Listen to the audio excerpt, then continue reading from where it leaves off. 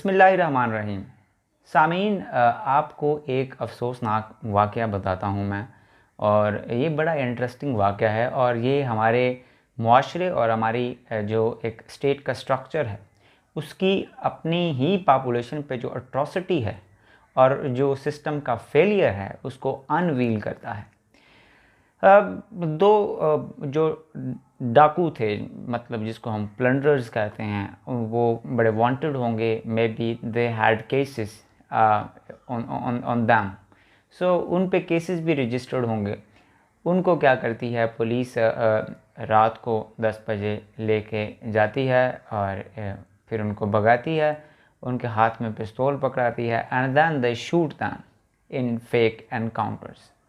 सो अफ़सोस की बात यह है कि रियासत का जो जो जो काम है वो जो क्रिमिनल एलिमेंट्स हैं उनको एलिमिनेट करना तो है, ये उसका फ़र्ज़ है, मगर उन क्रिमिनल एलिमेंट्स को जो एलिमिनेट करने का मेथड है वो रियासत के कवानीन में बड़े वाज़े तरीके से लिखा हुआ है। उसमें यह लिखा हुआ है कि कोई भी इंसान जब वो क्राइम करता है तो फिर उस पर फ़र्द जुर्म आयद होगी। जब फ़र्द जुर्म आयद होगी तो केस की प्रोसीडिंग्स चलेंगी और आप साइंटिफिकली, आप मार धाड़ से नहीं, आप टॉर्चर से नहीं, जो कि पाकिस्तान की पुलिस के स्ट्रक्चर में बड़े इंट्रेंच्ड मेथड हैं, यानी टॉर्चर से एविडेंसेस को कलेक्ट करना और कन्फेशंस लेना। इसके बगैर पुलिस कन्फ्रंट करेगी इस क्रिमिनल को और फिर वो एविडेंसेस वो एक जज के सामने रखेगी और वो जज क्या करेगा, उस पर फैसला करेगा कि आया कि जिस आदमी को पकड़ के पाकिस्तान के इदारे, पाकिस्तान की पुलिस लेके आई है वो एक क्रिमिनल है या नहीं है। मगर जज, ज्यूरी और एग्जीक्यूशन खुद ही बन जाते हैं हमारी police and then they shoot people in fake encounters.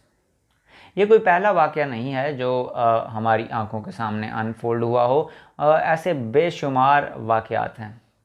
उनमें एक वाक़या जिसमें राव अनवार ने एक नॉर्दर्न एरिया के लड़के को और उसको एक फ़ेक एनकाउंटर में मार दिया। उसका मकसद जितने भी उसने एनकाउंटर किए वो ये था कि वो लोगों को बता सके कि वो एक सुपर कॉप है, क्योंकि वो एक सुपर कॉप है तो he should deserve basically progress. I mean वो इंस्टीट्यूशनल तरक्की हासिल करना चाहता था कि उसका जो रैंक है वो बढ़ता जाए। उस रैंक की भूख में उसने बहुत सारे मासूम लोगों का ब्लड क्या किया, स्पिल किया।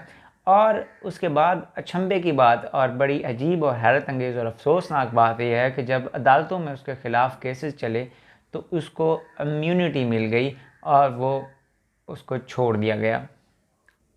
सामीन, एक और वाक़या इसी तरह का जो आपका दिल दहला देगा वो साहिवाल का वाक़या है। 2009 में जब हम अपने हॉस्टल में बैठे हुए थे तो अचानक से एक ख़बर आई जिसमें ये कहा गया कि साहिवाल के करीब 3 जो एक ख़ानदान के लोग हैं उनको सीटीडी ने गोलियां मार के हलाक कर दिया और कहा गया कि ये इंटेलिजेंस का फेलियर है। अगर किसी ने अंदर से मुज़ाहमत नहीं की तो क्या किसी भी इदारे का, चाहे वो सीटीडी हो या पुलिस हो, उसका गोलियां चलाना काम बनता है?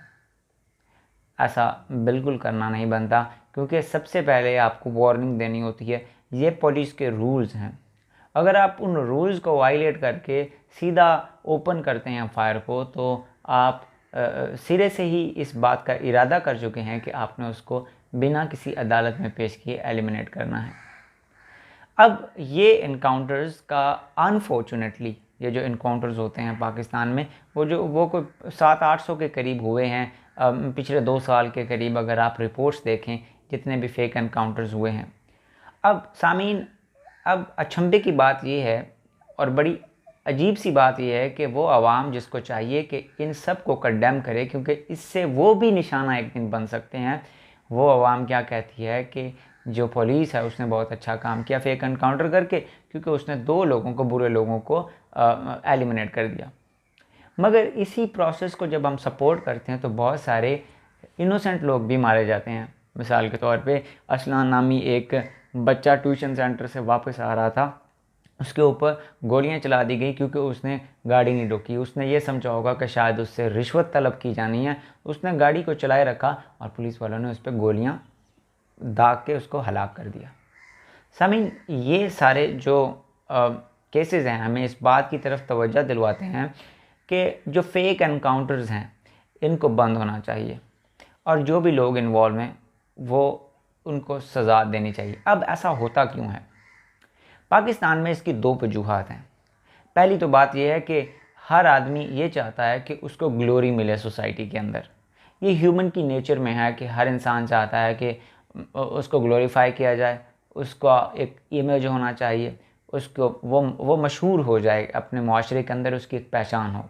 तो जब आप पुलिस में जाते हैं तो आप ये चाहते हैं कि आप सुपर कॉप बन जाएं, क्योंकि हमारा माशरा थोड़ा वायलेंट मेंटालिटी का मालिक है और ऐसे लोगों को वो ज़्यादा ग्लोरीफाई करता है जो मार धाड़ वाले होते हैं। तो वो फिर सुपर कॉप बनने के चक्कर में इस किस्म की काम करते हैं जिससे उनका नाम मशहूर हो जाता है। मिसाल के तौर पे मियाँ असलम हुआ करते थे, वो एक उनको छोटे रैंक से तरक्की मिली और कराची ऑपरेशन के दौरान उन्होंने बहुत सारे फेक एनकाउंटर्स भी किए और एनकाउंटर्स भी किए और उन्होंने बहुत से लोगों को मौत के घाट उतारा, बगैर अदालत में पेश किए। सामीन, दूसरी इसकी जो रीज़न है वो ये है कि पुलिस खुद समझती है कि अगर हमारे पास वो जो इक्विपमेंट्स हैं वो नहीं हैं, जैसे DNA टेक्नोलॉजी उतने एक्सेसिबल नहीं हैं जिससे हम क्या कर सकें, इतनी बढ़ती हुई आबादी में जो मौजूद क्रिमिनल्स हैं उन सब को कन्फ्रंट कर सकें लीगल तरीके से, यानी एविडेंस को इकट्ठा करके। तो वो फिर क्या करते हैं, वो शॉर्टकट ढूंढते हैं जिससे उनको जो भी लगता है कि ये क्रिमिनल है उसको वो अपने हाथ से फेक एनकाउंटर करके एलिमिनेट कर देते हैं। यानी हमारा जो जुडिशियल सिस्टम और जो पुलिस का सिस्टम है ये दोनों इकट्ठे काम करते हैं, दोनों में फ्लॉज हैं। पुलिस सही अंदाज में, लीगल अंदाज में एविडेंसेस इकट्ठी करने की सलाहियत नहीं रखती और उसकी वजह से हमारी जुडिशरी क्या करती है, वो उन क्रिमिनल्स को छोड़ देती है, क्योंकि जुडिशरी ने तो एविडेंसेस पे काम करना होता है। इस वजह से पुलिस वाले ये बेहतर समझते हैं कि अगर मुआशरे में अमन व अमान रखना है तो उसी कॉलोनियल स्ट्रक्चर को कायम रखा जाए जिसमें कॉलोनियल पावर्स जो थी वो किसी को भी पकड़ के अंदर कर देते थे, किसी को चाहे मार देते थे, तो इस तरह से काम चलाते थे।